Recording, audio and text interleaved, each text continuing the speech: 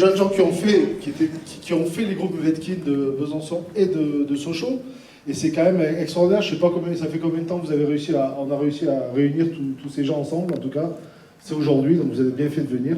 Nous, on est très contents, on est très fiers de ce coffret. On remercie énormément Bruno, Inger et toute l'équipe d'Iskra qui nous a fait confiance pour coéditer avec eux ce coffret. J'en fais la pub, je suis là pour ça. C'est à la rentrée, vous devez impérativement l'acheter parce qu'en plus c'est moins cher. Donc j'appelle tout de suite Bruno Muel, Henri Traforetti, Inger Cervolin. On peut les applaudir.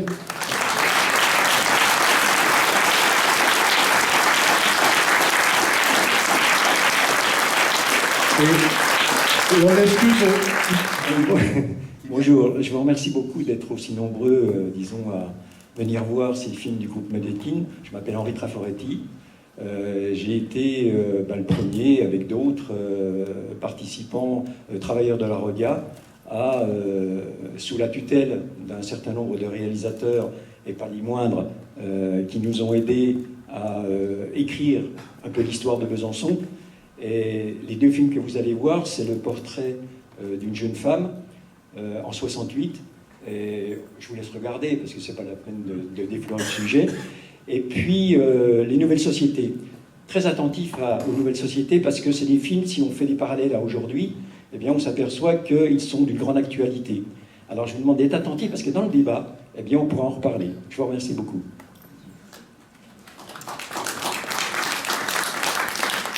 Moi, je suis Inger Cervolin et je suis à l'origine, avec Chris Marker et d'autres réalisateurs et techniciens, à la fondation de Sloan, d'abord en 67-68 et d'Iskra en 74. Et j'ai continué jusqu'à maintenant, on peut dire, enfin vaguement depuis 10 ans, mais jusqu'à il y a 10 ans, j'étais encore très actif. Et je continue à suivre le travail de très près parce que ça continue à m'intéresser. Il y a Viviane qui est là, que j'aurais bien voulu voir aussi, parce que vraiment c'est le moteur, un des moteurs, très actif, pas seul, mais on n'est jamais seul à Iskra, heureusement, ou très rarement. Il y a les loulous aussi qui sont là, et qui sont... Je les vois pas, ils sont tout près. Ben voilà, les loulous, ça, ils ont beaucoup œuvré les premières années avec Sloan. Et donc, je voudrais qu'on y pense aussi et qu'on en parle éventuellement. Bon, c'est tout ce que j'ai à dire parce que les films, effectivement, c'est Sloan qui les a produits dans le passé lointain maintenant. Voilà. Et à tout à l'heure, peut-être.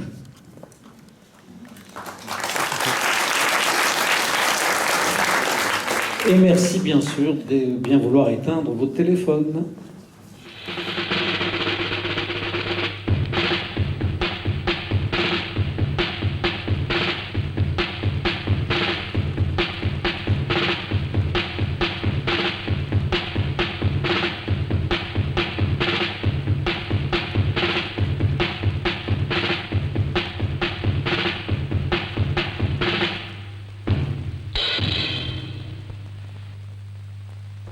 Je crois qu'il faut quand même partir du début, c'est-à-dire du tournage d'À bientôt j'espère et de Chris Marker.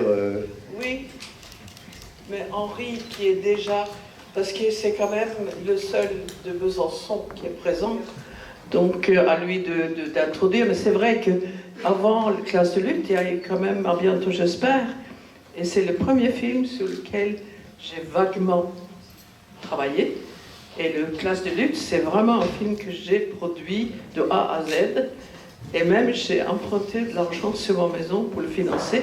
Parce que bien sûr, le petit groupe que nous étions, même s'il y avait des gens très connus, ils n'avaient pas un rond pour mettre dans une boîte comme ça. Et de toute façon, je crois qu'ils n'avaient pas d'argent. Ni Chris Marker, ni Alain René, ni Bonfanti, ni Follon. Enfin, c'était des gens qui étaient assez jeunes et à l'époque et qui ne travaillaient pas non plus vraiment pour l'argent. Voilà, Henri, vas-y. Oui, moi je vais rappeler un peu l'histoire parce qu'on ne peut pas comprendre ce film et le suivant si on ne connaît pas l'histoire des groupes Vedkin. Je vais succinctement le faire parce que je ne vais pas 6 ans de travail en commun avec Les Parisiens, on ne peut pas détailler ça en quelques minutes. Donc, oui, il y a eu la grande grève de Rhodia.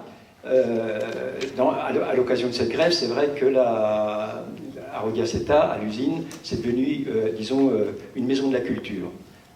On était tous, les militants, on était tous militants,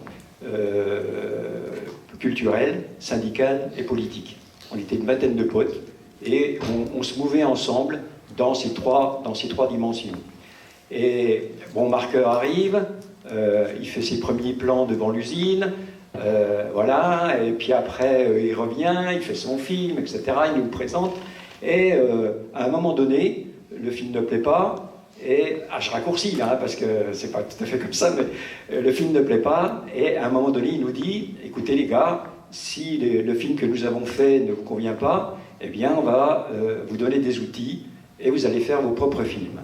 Voilà. Et tout a commencé là. Donc il va se passer une année où on va être mis en formation, d'abord par la photo, on va travailler avec Ethel Bloom, une grande photographe française, et puis ensuite on va faire des reportages et tout ça. Ensuite on va passer à la caméra, 8 mm, Godard qui nous passe une caméra, après on passe à la 16 mm, et là c'est des jours et des jours, des dimanches, des samedis et dimanches, des week-ends entiers où on travaille avec les outils, et de façon à avoir un autre regard sur le monde qui nous environne. Parce qu'on avait tous un regard, mais on avait un regard qui était assez naïf sur ce monde, qu'il soit politique, culturel ou syndical, il était assez naïf quand même. C'est ces hommes et ces femmes qui, à un moment donné, vont nous apporter tout le nécessaire pour faire ce genre de film que l'on vient de voir. Et dans la démarche que nous avons dans nos statuts, il était démontré qu'on avait choisi le nom de Medvedkin parce que c'était « je filme, je développe, je montre et je débat ». Le deuxième film que vous avez vu, qui se passe dans une entreprise de Besançon, c'est tout à fait ça. C'est-à-dire, on filme ce qui se passe dans cette boîte, on le développe, on le montre et on débat. C'est-à-dire, ça devait servir de référence à l'éducation populaire. C'est ça qui était intéressant dans la démarche. Le film Classe de lutte, c'est plus un film collectif. Chacun y a mis du sien. À partir du moment où on a su mettre en œuvre les outils, eh bien, on a participé. Moi, j'ai pris des plans avec Bruno qu'on voit apparaître. Jojo a utilisé plus la caméra qu'un autre. Il y en avait un qui était là pour prendre le son, etc., etc. Et on est tous devant l'usine avec Suzanne. Vous avez vu comme elle était belle. Il est lumineux, ce film. Il est illuminé par sa poésie, par sa souffrance, par sa douleur que vit cette femme. Et ça nous a entraînés à nous modifier. C'est ça que je voulais dire. Je ne vais pas continuer parce que je vais prendre la parole pendant 3 heures. Non, je crois que ce qu'il y a d'assez exceptionnel dans ces groupes, c'est cette rencontre entre les Parisiens, comme il dit, et les Byzantins ou les Sochaliens, après, à Sochaux, où on s'en venait, non pas pour leur expliquer la vie, la politique, et en donneur de leçons, on venait pour apprendre quelque chose d'eux et leur apprendre, et eux, ils nous demandaient de leur apprendre de la technique. Et je crois d'ailleurs le fait qu'on soit, la majorité d'entre nous, des techniciens, ça faisait qu'on était un peu sur le même plan, il y avait quelque chose de manuel qui passait entre nous. C'était très chaud, hein, je vous le dis. Hein. C'était super. On avait des relations qui étaient... Au début, on était un peu réticents parce que quand on avait arrivé Marqueur, vous savez, je ne sais pas si vous connaissez Chris, mais c'est un homme, c'est un personnage. Déjà, le voir arriver comme ça met un peu de froid. Tant qu'il n'a pas ouvert sa porte, on est dans le froid. Après, il ouvre la porte, et là, tout se passe bien. Et avec eux, mais c'était aussi la franche rigolade. On a eu des moments... c'était idyllique, même. Vous ne pouvez pas imaginer, c'est comme c'était idyllique. On mangeait ensemble, buvait ensemble, on faisait plein de conneries. C'était bien. Hein. Oui. Moi, ce que je voudrais savoir, c'est qu'est-ce que vous pensez de ces films-là? Parce que on peut passer aux questions si vous en avez, parce que c'est plus facile quand même. Parce qu'on peut raconter notre vie, mais j'aime bien percevoir, on aime bien aussi percevoir comment les choses aujourd'hui, parce que c'est un film qui date de 1968, bel anniversaire d'ailleurs, donc on aimerait bien avoir votre sentiment. Est-ce que les choses ont changé? Est-ce que c'est toujours pareil ou est-ce que c'est pire? Voilà, j'aimerais bien vous entendre. Ce serait sympathique de votre part. Moi, je pense que les choses ont quand même beaucoup changé dans la mesure où c'était des fonctionnements paternalistes. LIP, c'était un monsieur, c'était au départ des entreprises familiales. Et les choses ont énormément changé dans la mesure où maintenant, c'est des comités de direction, c'est beaucoup plus anonyme, c'est beaucoup plus sournois, c'est beaucoup plus... On ne peut pas mettre des visages et des noms dans une entreprise. C'est noyé. Et donc, du coup, il n'y a pas de prise. En 68, il y avait on pouvait avoir prise. On pouvait se mettre sur un mur et interpeller un patron.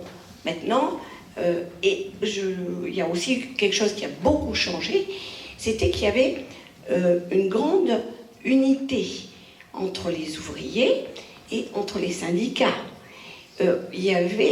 On a basculé de société. On avait une société qui était beaucoup plus solidaire. Là, on a une société très individualiste. Et du coup, on est moins concerné.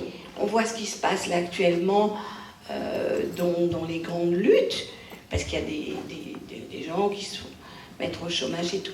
C'est impossible. Quand vous parlez de grandes entreprises, vous ne savez pas qui est derrière, comment ça fonctionne. Alors qu'avant, même si on ne savait pas tout et que le gouvernement avait une part de responsabilité, on avait l'impression qu'on avait une emprise. Il n'y a plus d'emprise. Et c'est dans ça que ça a changé. Bon, après, il y a quand même des choses qui ont changé. Il faut dire ce qui est. En bien, l'histoire du torchon, moi je me souviens du film sur les LIP ou sur les pile-vendeurs, la femme qui crie. Ah, vous vous souvenez de ce film, je suppose. Oui. Il y a eu un film aussi sur les LIP. Tous ces films-là, quand on les revoit maintenant, on dit que quand même, il y a eu les CTHS, là, les comités de... Bon, les CHSCT, qui ont quand même amélioré les choses. Il y a des choses qui ont été améliorées. C'est infime peut-être, mais l'ambiance a beaucoup changé. Moi, je le perçois comme ça. Oui, tout à fait ce que vous dites, que tout a changé.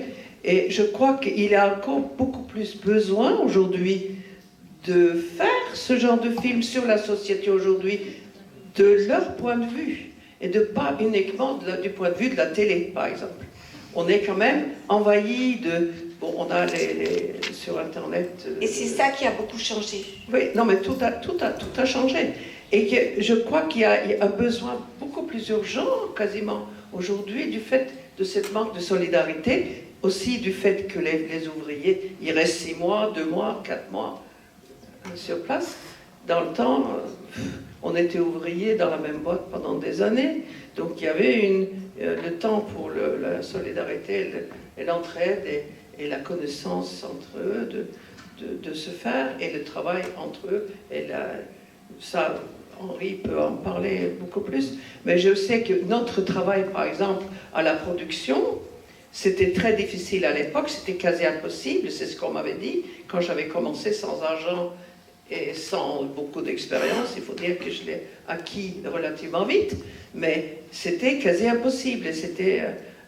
Aujourd'hui, c'est aussi quasi impossible du fait de manque de l'argent, parce qu'il faut de l'argent pour le cinéma. Et ça, les copains, là, ils ont tendance à l'oublier un peu. Ils s'amusent, ils bouffent ensemble, ils apprennent et machin. Mais ceux qui étaient sur place à Paris et qui bossaient et qui essayaient de trouver de l'argent pour payer le labo et le mixage et tout le reste,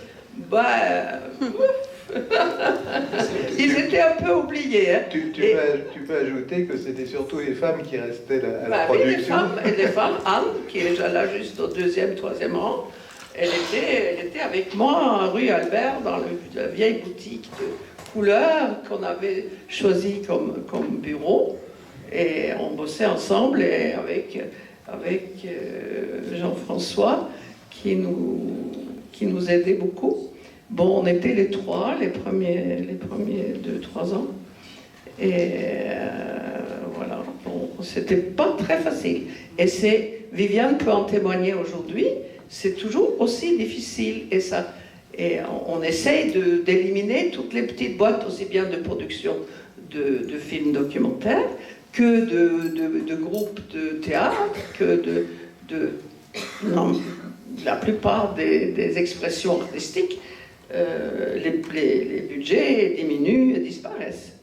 Ça, il ne faut pas l'oublier, donc vous risquez de ne plus en voir des films comme ça, de cette facture, et comme je dois dire, on essaye de faire toujours, et il y a des films faits récemment sur les cas sociaux et sur la société aujourd'hui qui valent vraiment la peine d'être vus. Voilà ce que je pouvais dire dans l'immédiat sur la réflexion que Madame vient de faire. Ce que je voudrais ajouter, c'est que les sociétés comme OG Découpage, où il y a cet accident et ce système de sécurité, c'est des boîtes qui en fait n'existent plus parce qu'elles sont fermées. Non, pas celle-là. Pas celle-là, elle tient. Il a conservé l'intitulé de l'entreprise, oui, mais c'est un grand groupe qui le détient. Oui, c'est ça, ces petites boîtes voilà, c'est ça. qui avaient ce système de gestion, celles-là, elles se sont cassées la gueule. Oui. Mais on ne parle plus avec le patron d'ailleurs, parce qu'il n'est pas là. Hein. Oui, mais dans beaucoup de situations, c'est vrai qu'on a affaire à des grands groupes, donc les patrons, on ne les voit pas. Mais en ce qui concerne le changement, je dis tout a changé. Non, rien n'a changé. Parce que la loi Khomri, c'est-à-dire il nous supprime des droits. Il y a eu 36, 45, le programme de la résistance, et là on a eu des droits que dans aucun pays on avait. Et tout d'un coup, de génération en génération, eh bien, il supprime. Et on perd nos droits. Est-ce que les choses changent? Non, ça change. C'est mauvais ce qui se passe aujourd'hui. C'est-à-dire que les prud'hommes, il n'y a plus les mêmes droits. Ah, moi, j'ai défendu des gens prud'hommes pendant 10 ans. J'étais l'avocat.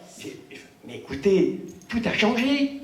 Soi-disant pour raccourcir Mais il ne reste plus rien pour les travailleurs au niveau des droits. Très peu. Excusez-moi, allez-y, s'il y a quelqu'un. Non, j'ai dit merci camarade, c'est vrai. Bien sûr, le monde a changé. Mais je peux dire que la discrimination syndicale, ça continue à exister. Je peux dire que des morts au travail et des accidents du travail, ça continue à exister. Et dire qu'au sein des entreprises, on ne connaît pas les patrons et il n'y a pas de responsabilité personnelle, ça n'est pas vrai. C'est-à-dire que je ne peux pas, en tant que syndicaliste, entendre dire que on n'a pas prise. Ça n'est pas vrai. On a prise. Et quand, dans des entreprises, on est dans des situations où on a des conditions de travail qui ne sont pas acceptables parce que ça existe, ou bien on a affaire à du harcèlement, ou bien il y a des pressions qui sont faites dans les cadences qui ne sont pas acceptables, ou bien quand on est cadre, on reçoit des injonctions contradictoires qui font que, par exemple, quand on est dans un service public ou quand on est dans une entreprise comme France Télécom, eh bien, il y a des gens qui sont amenés à se suicider au travail parce que finalement, ils n'ont pas le droit au chapitre dans leur entreprise. Je pense que entendre dire que le monde a tellement changé que tout va bien dans le monde du travail, ça, je ne pouvais pas l'accepter. Par contre, dire que ça m'a vraiment intéressé, oui, le film est lumineux. Et oui, il nous invite, à celles et ceux qui sommes dans la lutte, il nous invite à nous saisir des moyens de communication auxquels on a accès aujourd'hui pour faire en sorte d'utiliser des codes de langage qui nous permettent d'être mieux audibles et mieux accessibles. Donc je trouve ça super. Par exemple, j'étais en train de me dire, ce truc classe de lutte, il faudrait que dans nos formations syndicales, on le montre maintenant, c'est évident. Voilà. Moi, je trouve que ce qui fondamentalement n'a pas changé, c'est le rapport au profit, quand même, qui est très très clairement énoncé, 3 millions de capital, 16 millions de bénéfices, et qui va où? Et ce rapport au profit est exactement identique aujourd'hui.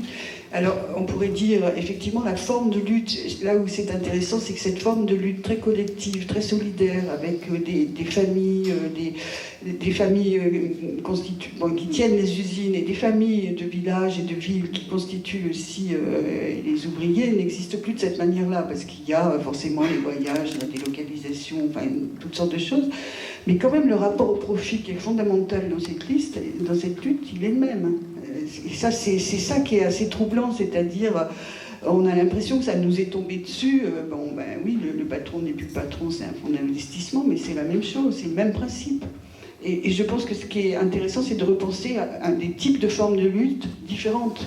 C'est-à-dire qu'on ne peut plus fonctionner comme ça, et les témoignages doivent être aussi faits avec nos outils d'aujourd'hui, nos manières de fonctionner, c'est sûr. Mais bon, moi je suis assez... je ne partage pas du tout cet avis que tout a changé, c'est pas vrai. Il y a une chose, moi, qui me semble assez frappante, et le film le montre, à quel point la politique est au cœur de la vie des gens. Et qu'on nous fait croire que la politique c'est abstrait, c'est de l'idéologie, alors que c'est vraiment au cœur de la vie des gens, et c'est par là qu'on peut se saisir vraiment de son destin et être... C'est pour ça que le lien avec l'éducation populaire, il est évident, quoi. Il est extrêmement juste, extrêmement fort. Et évidemment que ça résonne énormément aujourd'hui, en plein conflit social, de voir ce film maintenant, quoi.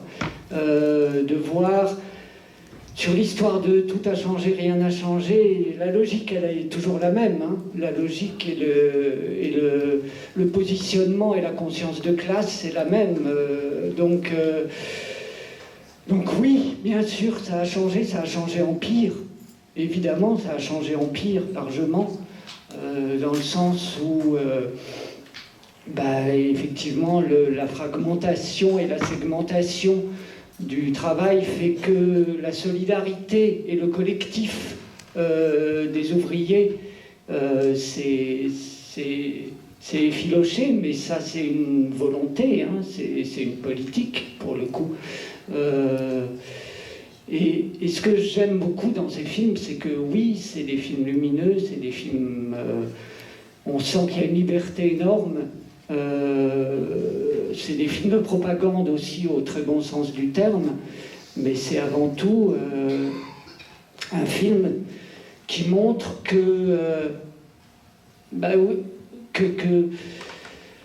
comment dire ça, que la pensée est importante, que l'intelligence est importante, que c'est par là qu'on arrive à prendre conscience de ce qu'on est et de son destin. Et ça, moi, je pense que c'est absolument essentiel, quoi. Et que c'est de la politique pure. Et c'est comme ça qu'il faudrait faire de la politique. Merci. C'est très bien, ça. D'accord. Oui, je voulais faire un petit rappel, là, mais ces films-là, ils ont été tournés, mais d'une façon technique qui était assez difficile. Parce qu'on ne le voit pas, là. Il y a plein d'innovations, il y a plein de choses très, très spéciales qu'on a imaginées, qu'on a inventées, etc. Et puis, on n'avait pas beaucoup de matière. Il faut le rappeler, n'est-ce pas? Il y avait des choses qui étaient détournées, il y avait des... Ça, c'était assez remarquable. Et c'est surtout pour les nouvelles sociétés, je trouvais tout à fait étonnant. On recevait quasiment le métrage qui figure enfin dans le film. Il y avait très peu de chutes. C'est-à-dire que, bon, c'était Jo, qui n'est plus de ce monde, malheureusement, très grand ami de Traffaut, et qui effectivement était très souvent à la caméra.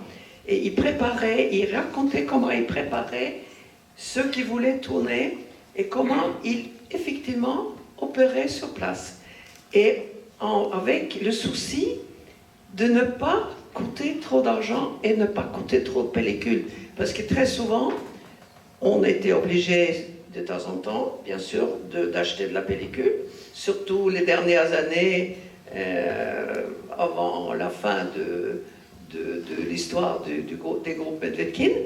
Mais on avait souvent des chutes de tournage faites par Bruno, par Jacques Loiseleux, par d'autres chefs-op qui travaillaient avec nous à l'époque.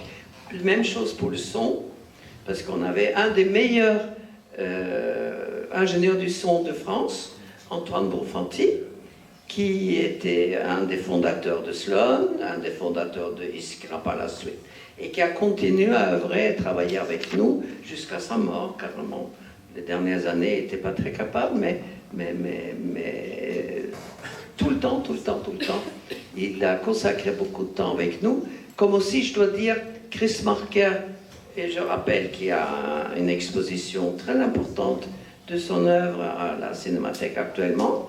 Il a fait pareil, c'était un homme de grand talent et qui avait beaucoup de projets personnels, peut-être aussi politiques, mais pas de façon aussi dévouée à des causes de la société et surtout des gens qui n'avaient jamais la parole. C'était vraiment notre leitmotiv, de donner la parole à ceux qui ne l'avaient jamais, qu'on ne voyait jamais ni à la télé, ni nulle part, ni au cinéma.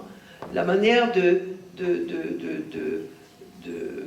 présenter au cinéma le monde ouvrier, c'était quand même assez polémique. Et là, on avait justement pendant mai 68, justement, nous on était en milieu ouvrier, tandis que beaucoup de cinéastes, il faut le dire quand même, ils étaient parmi les étudiants, ce qui était intéressant aussi. Je n'ai rien contre, mais je veux dire, il y avait une attirance, une sorte d'exception bizarre là, que les bourgeois, parce que c'était quand même souvent des enfants de bourgeois qui faisaient des études à l'époque.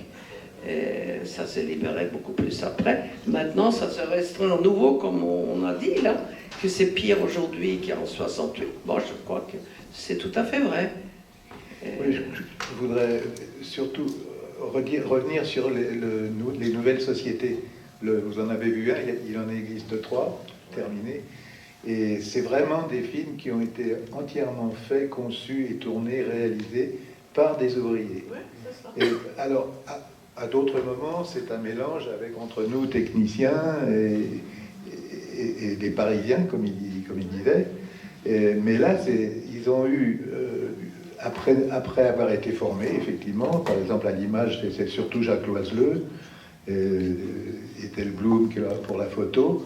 Et après ça, ils ont pu maîtriser et le faire à leur manière. Et c'est une manière différente, effectivement. Ça se sent. Oui, oui. Mais il y a quand même un truc qu'il faut dire aussi, c'est que la finition était un peu terminée chez nous. Hein, faut le dire. On modifiait légèrement des choses qui devenaient plus... avec l'expertise des monteurs chevronnés, mais ça veut dire qu'il y avait 3 images qui partaient. C'était monté, le sujet était vraiment fait par les ouvriers. Mais bien sûr, tous les travaux techniques comme le mixage et les travaux labo étaient faits par nos soins à nous, et avec le peu d'argent qu'on avait. Voilà, donc c'était terminé toujours chez nous.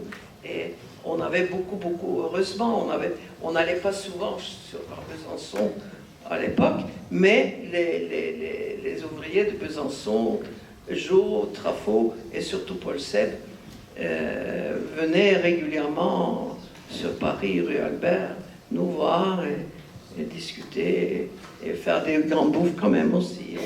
On avait des bons moments ensemble, ça il faut le dire. Ouais, je voudrais préciser une chose, moi. Vous savez, à cette époque, on n'avait pas le droit à la parole. Je travaillais dans une boîte, on était 3500. Je travaillais en équipe 4-8 et on n'avait pas le droit de parler. Il y avait des chefs, comme on le dit, des chefs qui tournent, rentabilité. Et moi, j'ai porté le numéro 3513. On ne m'appelait pas Henri Traforetti, on me disait 3513. C'est-à-dire le camp de concentration. Vous voyez? On avait des numéros. Et le mec, il arrivait 3513, il marquait sur son carnet. C'est-à-dire que, depuis l'enfance, on n'a jamais eu droit à la parole. Les parents, le curé, le maire, les flics, l'armée, etc., etc. Jamais on n'a eu droit à la parole. On nous prenait pour des gosses. On était considérés comme incultures, comme naïfs, comme tout ce que vous voulez. Et tout d'un coup, c'est à travers tout ce qu'on vient de faire qu'on découvre qu'on a le droit de parler, qu'on a le droit de s'exprimer. Et on va s'exprimer comment? On va s'exprimer avec l'image.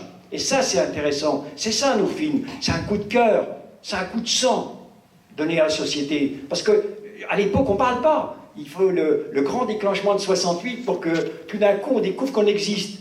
Vous voyez, on est légèrement en avance, on est en 67, et là, on va déjà être marqué, puis en 68, on passe à l'acte. Mais c'est ça, le truc. C'est-à-dire une émancipation complète. une intégration dans son moi, c'est-à-dire on se transforme. Je dis toujours, on devient beau. Mais oui, on est devenu beau, parce qu'on montre la réalité de ce qui se passe dans les entreprises. C'est notre parole. C'est pas la leur, c'est notre parole. On montre ce qui est douloureux, on montre ce qui est violent, on montre ce qui est dur, etc., etc. C'est ça, la parole.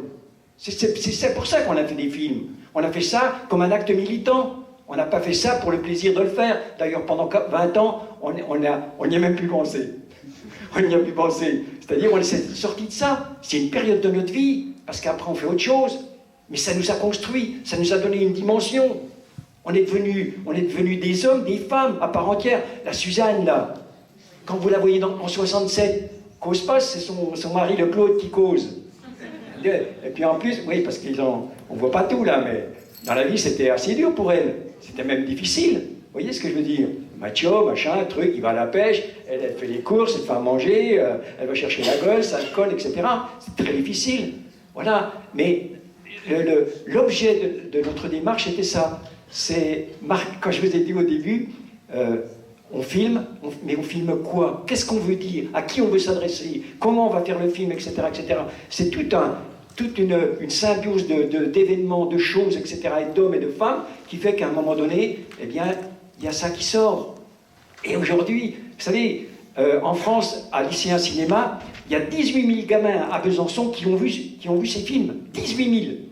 C'est-à-dire que nous, quand on a voulu le présenter après, on est parti de tous les côtés, donc on n'a pas pu réaliser ce qu'on voulait au départ dans le statut, se servir de cette arme pour former pour l'éducation populaire, etc. On n'a pas pu le faire.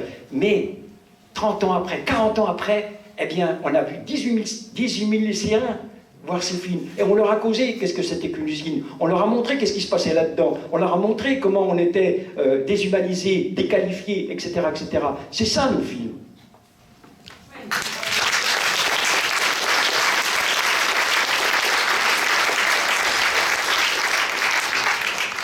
En fait, ma question, elle porte sur comment agir aujourd'hui.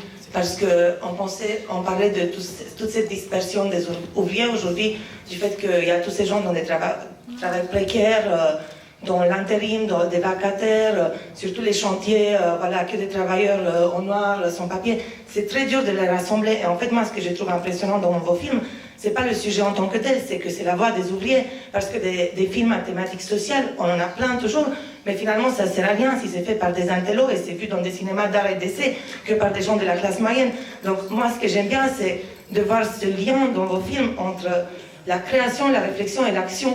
Le fait que ça soit une boucle où on regarde le film qu'on vient de faire avec des gens comme nous et on réfléchit après comment on va agir selon ce qu'on a exprimé dans ce film. Et donc, je trouve que là, ça manque cruellement, mais qu'en même temps, c'est très très difficile à faire. Par exemple, avec tous les travailleurs en intérim. Et je voudrais vous demander, mais en fait, comment faire? Est-ce que vous avez des pistes sur comment faire? Parce que je pense que là, il y a quand même un besoin d'action et peut-être de votre expérience, vous avez des idées. C'est la question piège, là. C'est la question piège. Enfin, si vous permettez, j'ai pas la science infuse. Je voudrais simplement dire qu'aujourd'hui, il y a des outils. Il y a des portables.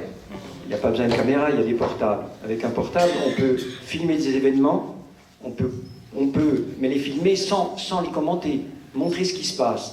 Et après, aller voir les gens à qui on pourrait les adresser. Et leur montrer ça sur un moniteur ou ce que vous voulez, un écran, etc.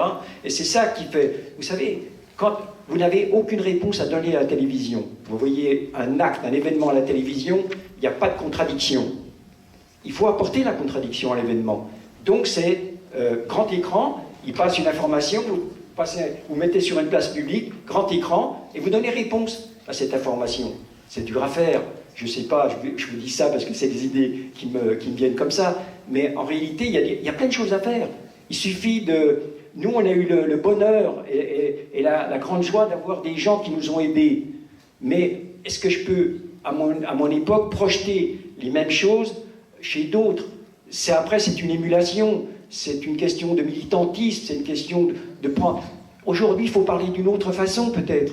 J'ai 76 ans, donc j'ai pas... vous voyez, j'ai pas la science infuse là-dessus. Nous, on est né dans une période, on a fait ces choses-là, Et puis, on s'est toujours posé la question, pourquoi pas d'autres? Mais il y en a eu des autres. Ne l'oublions pas. Il y a plein d'endroits dans le monde où il y a des